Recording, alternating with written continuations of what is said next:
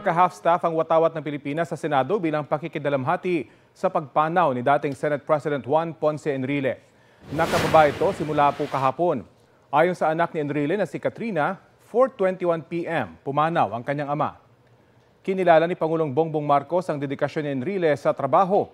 Hindi raw malilimutan ang markang iniwan ni Enrile sa abogasya, pamumuno sa bansa at sa mga taong kanyang pinagsilbihan. Si Enrile ay Chief Presidential Legal Counsel mula ng maupong Pangulo, si Marcos Jr. hanggang sa kanyang pagpanaw. Nakiramay rin sina Defense Secretary Gibo Teodoro at Education Secretary Sonny Angara.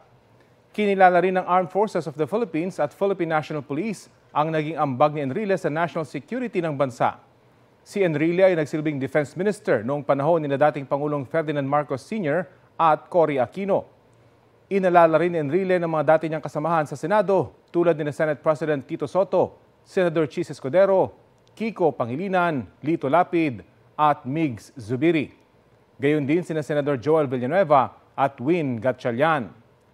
Pansamantalang sinuspindi ang sesyon ng Senado kahapon para alalahanin si Enrile. We will remember him for his formidable intellect and compassion to the people.